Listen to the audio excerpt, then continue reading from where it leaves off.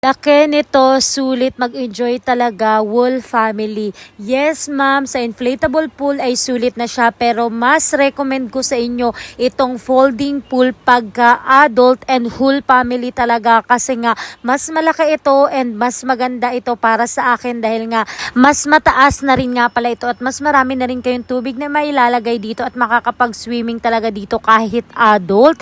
Kaya naman napa-check out ako nito dahil nga sobrang init na ngayon ay talagang sobrang sarap maligo sa ganito.